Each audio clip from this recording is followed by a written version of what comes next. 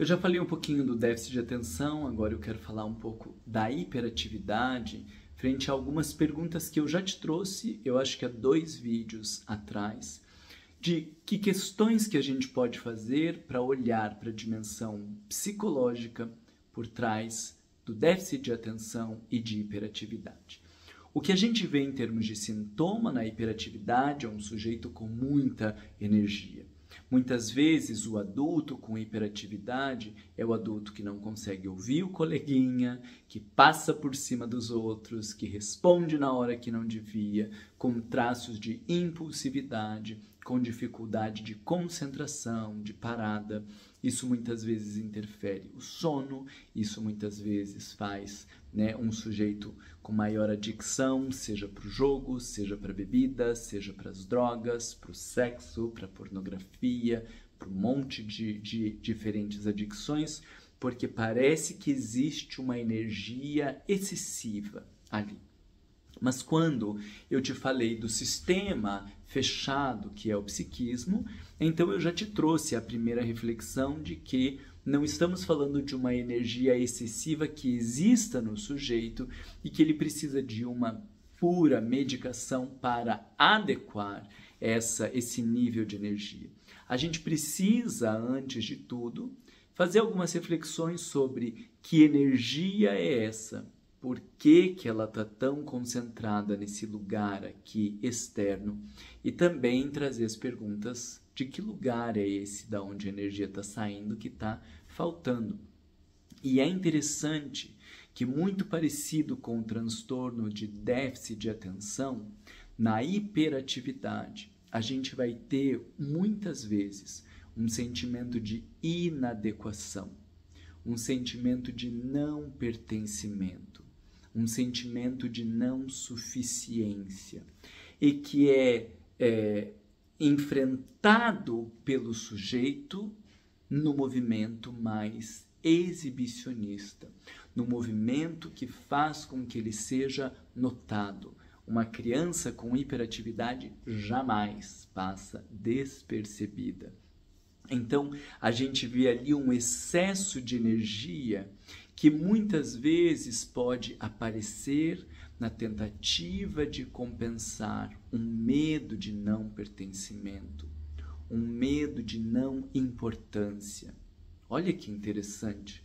Talvez tenha ali um sujeito inseguro e algumas pessoas inseguras vão embora, outras pessoas inseguras se fecham e outras pessoas inseguras se mostram e se colocam na vida, falam a todo momento, no momento que não é esperado de falar, e se expressam de uma maneira diferente da maioria dos outros.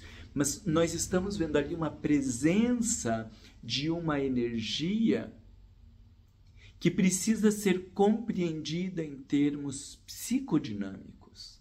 Que energia é essa? Nós podemos ter ali uma energia de um sujeito que tem em si um repositório grande de energia, mas que não está bem canalizado em termos de desenvolver o seu próprio potencial. Alguma medida isso já foi percebido quando se fala da hiperatividade, só que não bem entendido. Então a gente já viu a história de muitas professoras que colocavam as crianças para apagar o quadro, para limpar a sala, para ir correndo lá na secretaria buscar não sei o que vira o auxiliar da professora e faz um monte de coisas. E aí eu te ajudo a pensar, e às vezes essa criança está funcionando melhor. Mas por que ela está funcionando melhor? Porque ela está gastando mais energia? Eu te dou certeza absoluta que não. Essa criança está funcionando melhor porque ela está sendo percebida. Ela está funcionando melhor porque existe uma maior interação com ela. Porque ela está sendo reconhecida em algum diferencial, em algum potencial, porque se você simplesmente pegar essa criança sem o olhar dos outros e deixar ela trabalhando e deixar ela produzindo, você não vai ver o comportamento hiperativo. Ela muitas vezes tem esse comportamento hiperativo e a gente vai perceber isso nas relações. Então, quando a professora se dirige mais a este menino ou a esta menina, eu digo menino porque na maioria das vezes são meninos, né? se dirige mais a esse menino e elogia mais esse menino, porque antes ele tumultuava tanto a sala e agora ele está ajudando os colegas, agora ele está sendo útil e tudo, nós estamos olhando para um lugar de pertencimento, para um lugar de segurança, para um lugar de ser visto, de fazer parte.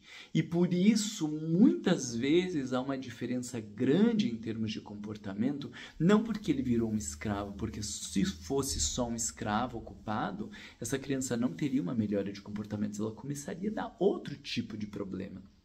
Então, o sujeito da hiperatividade, ele precisa ir compreendendo que busca é essa. É uma busca por atenção, é uma busca pelo olhar do outro, é uma busca por ser visto, por pertencimento, por fazer parte. O que é isso que muitas vezes eu estou buscando? Um lugar de centralidade, uma sensação de importância, um lugar importante. Que buscas são essas? Mas ao mesmo tempo, ao mesmo tempo, eu te falava que o movimento hiperativo, porque essa energia aparece lá, vai fazer falta em algum lugar.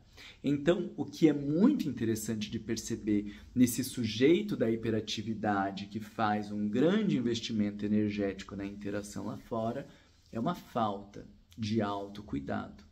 É uma falta de percepção dos próprios sentimentos, uma falta de percepção das próprias necessidades, uma falta de percepção daquilo que é realmente importante para ele, chegando nas questões mais complexas de não perceber o próprio valor, de não perceber a própria beleza, caindo num ciclo vicioso, né? Porque quanto menos o sujeito enxerga o valor, a beleza e percebe as suas necessidades, mais ele fica vendido ao mundo. Quanto mais ele fica vendido ao mundo, menos ele tem essa energia de olhar para si, porque ele está gastando energia lá. E aí vai fazendo um movimento alienador do próprio sujeito. Então, para além destas questões de busca que o sujeito da hiperatividade faz, há que se fazer um movimento de interiorização, não no sentido de sentar e não pensar em nada, mas de aprender a perceber mais quais são os meus sentimentos, quais são as minhas necessidades, quais são as minhas buscas, qual é o meu valor,